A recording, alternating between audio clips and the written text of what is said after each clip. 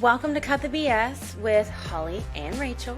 We are here to help you ditch the overwhelm, stop second guessing, and reconnect with what truly fuels your body, your mind, and your life. No fluff, no filters, just real talk that helps you feel strong, aligned, and unstoppable.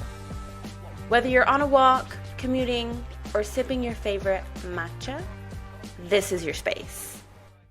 Welcome back to another episode of Cut the BS. I'm Holly, aka Holly, and with me is my lovely co-host, Rachel, aka Ray Ray, aka Bon Bon.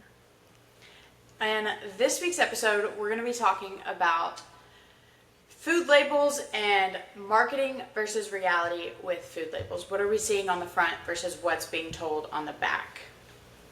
And then we're going to apply that to everything we've talked about in the other episodes and the other parts of this series. So we're wrapping up our nutrition series today, kind of just bringing it all full picture so that you leave this series feeling really well equipped with handling your nutrition. We know that nutrition labels can be a bit daunting, and oftentimes we kind of just go throughout our day buying our foods, consuming our foods without looking at the back of the box, which again, totally normal, but we're just trying to kind of shed some light on what that nutrition label is telling you, and how to just be a little bit more informed when consuming these foods, so that you can make the best decisions for whatever goals it is that you're wanting to achieve. Yeah, ultimately, I think the reason we find this so important is because we believe that everything can fit in your diet in moderation. The best way to learn how to fit your favorite foods, your sweet treats, into your diet in moderation is to learn to understand what's actually in them and how it fits in your day in regards to how much carb is in it, how much fat is in it, how much protein is in it. Right. And today we'll definitely be kind of diving in a little bit more than just the protein, carbs, and fats. Although those things are very important and they are considered macro or big nutrients, we are going to be talking about some of the other things as well. I say let's jump right in and let's just all admit that we have been fooled by a food label. Actually, not even a food label, because that's on the back, right? So on the front we have the marketing, the stuff that a whole team is in the room and they're like, how are we going to best sell this to people, right? What's going to grab their eye? What's going to grab their attention and make them want to try our product? I personally have been fooled a time or two, like within the last year or so. I've definitely been fooled as well. It's something that I think I've mentioned in one of our previous episodes about how protein is very hype right now. People are seeing that if you're consuming more protein, you're going to be more satiated, and so on the front of the label I see a lot and have it's caught my eye. I've had to think twice. Is seeing like protein packed, so many grams of protein, when in fact when I turn the label around I see that the ratio is not quite protein heavy but more so carb heavy. So it's definitely something that happens often with me as well. Is there like a specific food that you've noticed gets hyped up as being like protein packed, but when we flip it over, it's not? Man, Kodiak cakes. Really big in the marketing realm. It's something that's marketed really well. It's something that a lot of people kind of lean towards. Now, again, I don't have anything against Kodiak cakes. I actually think they're delicious, and they will certainly fill you up more than a regular pancake. But when you do kind of turn over and look at the nutrition label to see kind of what specifically is in it, it is very, very carb heavy. Yes, you're getting the 10 grams of protein, I believe, but you're also in turn, I think, getting 50 or 60 carbohydrates, which again, not a negative thing, but to market it as being a protein source, I feel like is a little misleading. Yeah, and that's where understanding, I think, what like a pancake or a waffle is a carb source. Can it have additional protein? Yes. Mm-hmm. But at the end of the day, that's going to be our carb source in our meal, Extra protein is extra protein, but let's call it what it is. Yeah, and we are definitely thankful for the extra protein because I know that you and I both know that it's a little difficult to get, all the grams of protein that we strive to get each day. So definitely helpful. But maybe, just understanding the ratio a little bit better and how it plays into or how it fuels the goals that you have. Absolutely. What about you? Do you have a crowd favorite that you feel like you've been misled before by? I think the Kodiak pancakes or pancakes, protein pancakes in general, is the one that when you flip it over, you're like, oh, damn, that one hurts. But also, protein bars in general, a lot of bars are marketed as, a higher protein bar. And again, while it might have some protein is a win, it's still not a protein source. But I think that's just something I see pretty often. Yeah. Have you seen the Lenny's cookies? I've Like the big giant protein cookies? I've heard of them. Those are another one. Okay. What do you know, like off the top of your head, what the carbs in it is? I think it's about the same. I think it's like 40 carbs, and like 5 to 10 grams of protein. Don't quote me on that, but it's a pretty hefty ratio. And something else I've noticed, sometimes, not all the time, and I think this leads us into what we're getting into, is it'll say 10 grams of protein on the front. You flip it over, and a serving is not the whole cookie. A serving is half of the cookie, but the whole cookie has 10 grams. Yeah, yeah, definitely. So it's just important to understand what the serving size is, what the ratio of macros is, and, while looking at some of the other ingredients and components as well. So I think that brings us to a good place to talk about the front of the food that we're consuming, the front of the package. Like I said, there's marketing involved in that, right? It's not just somebody putting out this product. There's a team that went to school to market these products. They learned how to market, they learned how to grab the consumer's eyes. There's a lot of BS on the front of these boxes and these food labels that sometimes tell us a little bit of something but not the full picture, and sometimes it's just so wrong or just so misleading. Yeah, definitely. I know, like, and again, it usually falls in line with a lot of like what's trendy, because if you're someone who works in marketing, you know that it's always good to really grab a hold of whatever trend is happening. Obviously it's a little bit trendy right now to have a higher protein diet. I'm seeing a lot of carnivore diets being grabbed a hold of. So a lot of people are, marketing for higher protein, but you've also got some of the other things as well that are still kind of lingering, like the low fat or, the carb balance tortillas. Or even, I don't know if you've seen this, like it'll say 0 net carbs. That doesn't mean there are no carbs in it. Yeah. It just means, I don't even know what net carb means. Do you? So I might be a little off here, but what, to my knowledge, is, let's say in those there's 18 grams of carb. If there's also 18 grams of fiber, then there's 0 net carb because the fiber cancels out the carbs. So some people say that you don't have to count the carbs that are coming from fiber. Other people say no, that's still calories. So it's pretty mixed. I tried to do some research on it, and even I left feeling confused. Yes. So even though the net carbs might say 0 net carbs, doesn't mean that it doesn't actually contain carbs. Yeah. So that's good to know, because even I was like looking at, the Mission Balanced tortillas and was like, oh, no carbs. How does that work? All right. So we've talked about, food labels, the front of the food, right? We've talked about marketing strategies that people use. We even mentioned a couple things that we've seen and maybe potentially been a bit fooled by at first. So I want to talk a little bit, Holly, about, the truth about serving sizes. That's something that is on the back of the food label. it shows, how many calories are in it. Obviously, we see the macros that are contained in whatever it is that we're consuming, and then we see serving sizes. So tell me your take on serving sizes and how is it applicable to someone who has goals that they're trying to reach? I think with a serving size, it's important to note that that's the serving size that you get. So you get your serving size and you get your amount of calories at the top, right?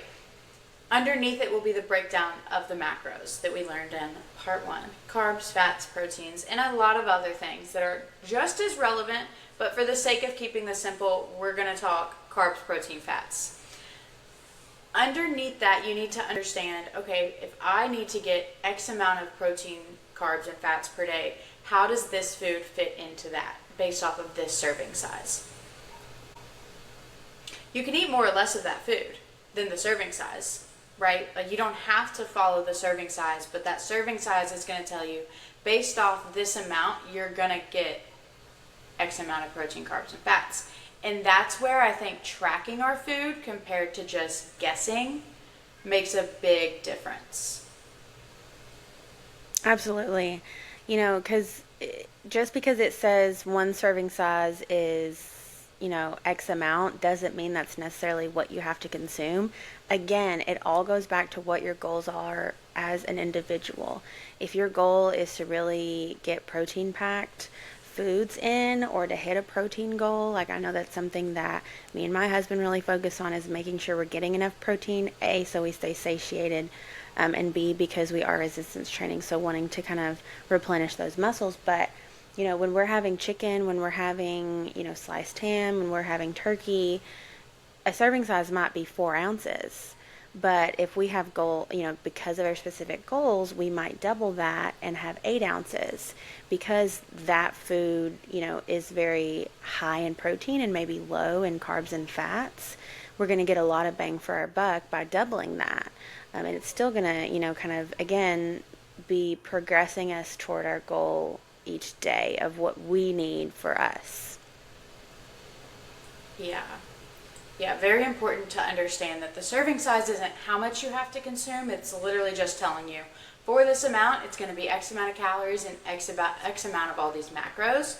I also wanted to mention too, yes, we're talking a lot about the macronutrients, the proteins, carbs, and fats. We are talking a little bit about the calories, the serving size, but something that's also important to note, obviously, I think I can speak for you and I both, Holly, like, our goal is to not be hungry at the end of the day. And I think that's kind of the goal for a lot of people, right? We want to meet our goals, but we don't really want to have to suffer through a lot of hardship to meet those goals. In turn, when it comes to nutrition, you don't want to be hungry, right? You want to feel satisfied. That's really important. And so, looking at the food label, I think it's important not only to note, the protein, which you're going to hear me say way too much, because it is satiating, it does replenish the muscles, but also fiber is also satiating. Again, very important for digestion, very important for a lot of different bodily functions. But if you are looking at the back of a food label and you're not seeing any fiber, you're not seeing a lot of protein, you're not seeing a lot of vitamins and minerals that are in that, then you're not going to feel satisfied, and you're going to feel like you can eat, if it's a bag of chips, you're going to feel like you can eat that entire bag of chips, because there aren't really any nutrients that are contained in that bag of chips. So something to note, if you're eating something again and again and again, you feel like you can eat all of it, then it probably doesn't have a lot of nutritional value to it. For sure. And we're going to talk about later, again, chips can fit into your diet, but there's ways Absolutely. that we can fit them in and still reach our goals. Trust me. I love a good chip. I love a little crunch. We already know how I feel about potatoes. So. Potatoes, literally. She is an Eastern Kentucky gal at the end of the day. Absolutely. And I think that's where, understanding and being able to say, hey, this has this much sugar, this much fiber, this much whatever, it'll help you be able to enjoy more foods because you now understand what you're putting in with each thing. So, taking a bit of a transition from food labels, let's talk about what's maybe under that nutrition label, the ingredients. We see a lot of things on social media. I know I do. About like what's in the ingredients lists, maybe ingredients to stay away from. Um, Holly, what's your take on ingredient lists? Okay, number one, if somebody is hopping and skipping and dancing around in a grocery store telling you about foods, just swipe away from the video, okay? I cannot stand that stuff. What they're telling you more often than not with ingredients, and this ingredient is bad, is that if you can't pronounce the ingredient, then you shouldn't be consuming it. Rachel and I are here to tell you so that you know that is not true. That is not true at all. You can eat foods with ingredients that you cannot pronounce. You'll be okay. Just because you cannot pronounce it does not mean you're going to die. Yeah. I mean, honestly, I even saw, again, kind of, it was on social media, but someone was kind of on the same train as us as far as like if you can't pronounce it, that's not necessarily a terrible thing. Um, they mentioned like if you listed all the ingredients in a banana, here would be the list, and I can pronounce one word in that list, but that doesn't mean a banana's bad for you. Now, I will say, kind of playing devil's advocate a little bit, I think that foods that have a lower ingredients list can be really good. Again, it kind of depends on what we're talking about. Like when it comes to nut butter specifically, it can be good if it's, the organic and only has like the ingredients that we're wanting and not maybe a lot of additives. But it doesn't mean that consuming, the one that maybe has some additives or some added this or that is going to be so detrimental to your health and your goals. It just means that, there are different ways to formulate a food, and you just kind of have to figure out what works best for you. Yeah, absolutely. And more often than not, the stuff with the less ingredients and better for you everything is going to come at a price tag. And sometimes that's not worth it to some people. I pick and choose what I'm willing to buy, you know, what I'm willing to spend more money on or less money on. I will say, I Man, do think less ingredients in your nut butters, it just tastes better. I think so, personally. yeah. Um, I'm so bad when it comes to, you mentioned like there being a higher price tag on like the organic stuff and how it's not all that serious. And while I do agree, I'm probably the worst person to go to the grocery store on a budget, like to have a strict budget. I couldn't tell you, Holly, I could not tell you the price of anything. I couldn't tell. You know how people are like, "Oh, the price of eggs. Oh, like when that whole egg thing was going on about how expensive eggs Yeah. were, went right over my head. I I'm so bad. I just like that is the one area that I feel like I really splurge on. When I go to the grocery store, I'm going to get like the best of the best. And it's so funny. There are so many group chats that I've discussed this with that claim that I have a like Taj Mahal grocery bill because it's just, you can call it a flaw or you can call it a strength. I mean, weakness, strength, whatever floats your boat, but at the end of the day, if I want the good stuff, I'm getting the good stuff. Mindset matters for sure.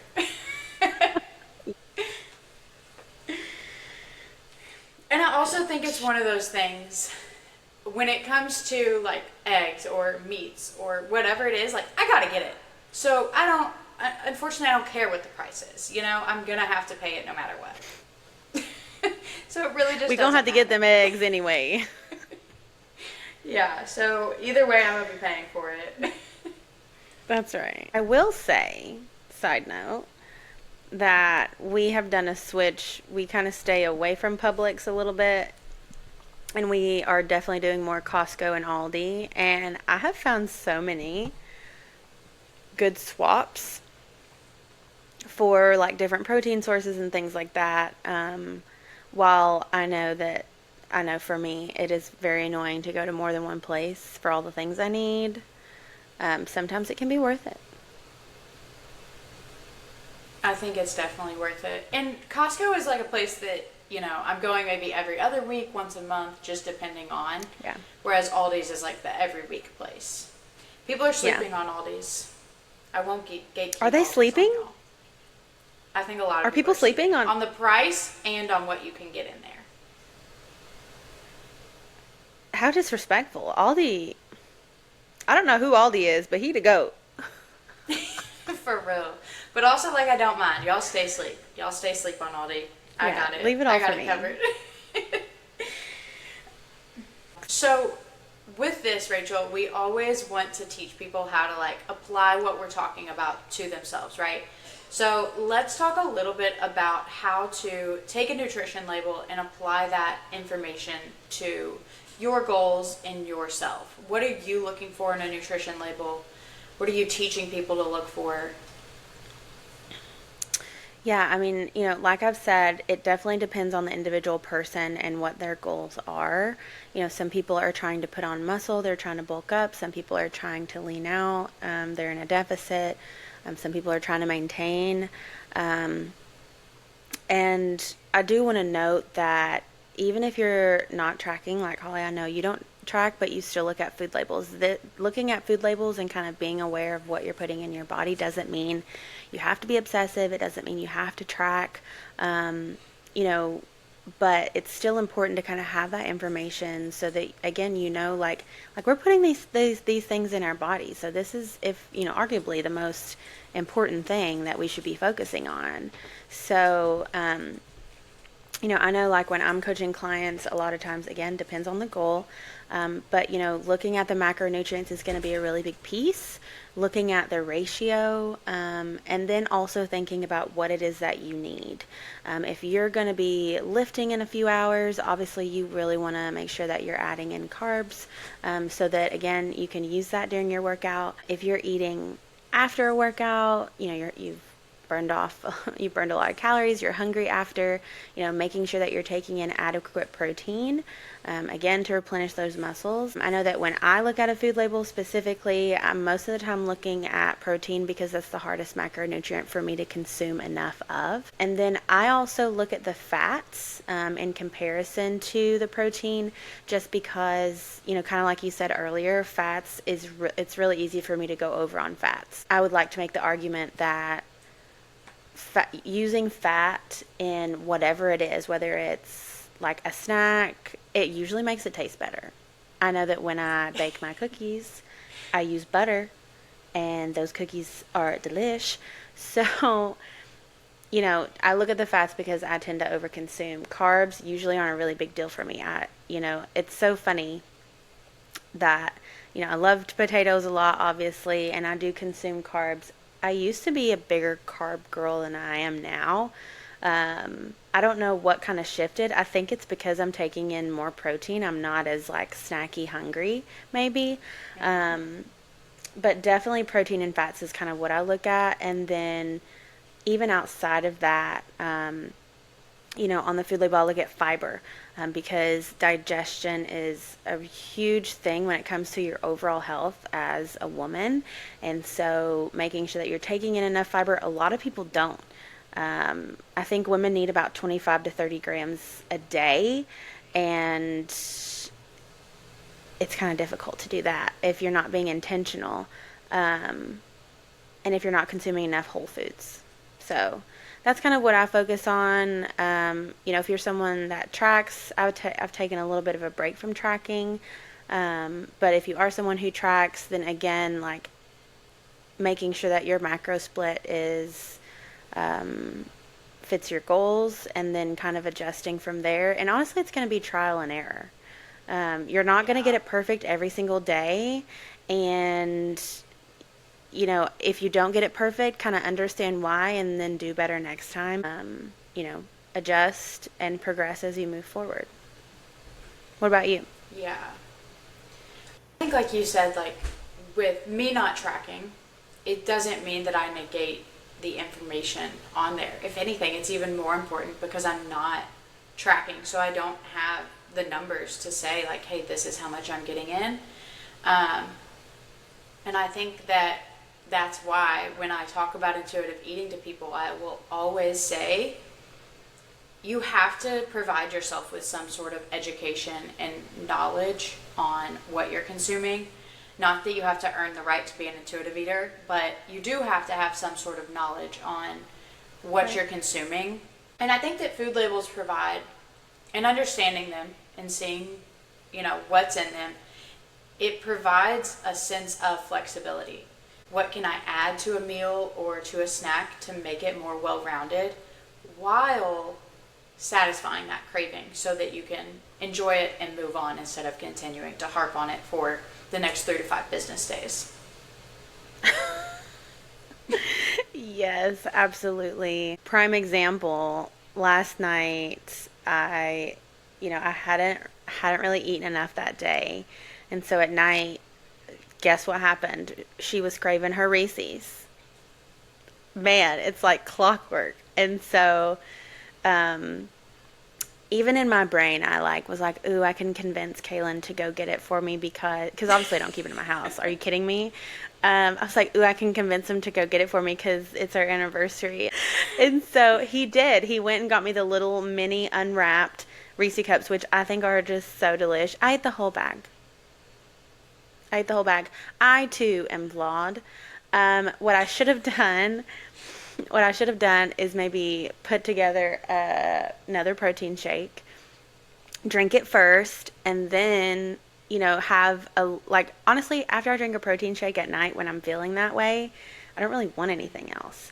So I do that first, and then, after that, if I still want whatever it is that I'm wanting, I have it, but it takes like such a little bit before I'm like, ooh, I'm good. Yeah. So we should have practiced a bit more self-control last night. However, I thought about it today. I learned from my mistake, and I'll do better next time. And so I'm giving myself grace on that, and that's what it is. Period. I'm so proud of you. Sometimes it's hard to give ourselves that grace. Yes, definitely. So all of this to say that all foods still fit into our diet, so that's a plus. Round of applause for that. Yay. But understanding what you're seeing on the front versus what you're actually getting on the back can be different. So understanding and knowing how to read that food label to better help you align your nutrition with your goals is so important in just feeling better and feeling aligned with yourself and with where you want to be. Yes, snaps for that. So we're coming to a little bit of a close on our 3-part series of nutrition. Now, again, me and Holly are not dietitians, but we have been well educated on these topics, both from personal experience and our education as well. And so, just a little bit of a recap, understanding what macros are, why they are important, understanding the back of a food label, and then also understanding how you apply that to your meals and to your day-to-day, food intake so that you're reaching your goals, you're feeling satisfied, and overall, you're not having to think about food 24/7. You're eating to live, you're not living to eat. Right? We want to be satisfied. We want to enjoy our foods, but we don't want to be thinking about it all the time. We don't want to be hungry. And so, this 3-part series was really just about teaching you guys how to build your plate and how to do all of the nutrition things to reach your goals in a way that makes sense and that's sustainable. Sustainability is key, and there is a way to fit all foods in. Absolutely. So, catch us next time. Let us know your thoughts on the nutrition series if you guys want to hear more about nutrition, if you have specific questions. And also, what are some other things that you guys really want us to kind of cut through the BS of? Obviously, there's a lot of it out there in the social media space. So we want to help you help yourself and help us in our journeys with wellness in general and just reaching our goals, living our life, and being the best version of ourselves that we can be. Amen to that. And that's a wrap on this episode of Cut the BS with Holly and Rachel. If today gave you a dose of clarity, confidence, or even just a good laugh, we've done our job. Don't forget, wellness isn't about doing more. It's about doing what actually works for you. So take what hit home, leave the rest, and keep showing up as your strongest, realest self. Be sure to follow, rate, and share this episode with someone who's ready to cut the BS and live with more intention. Until next time.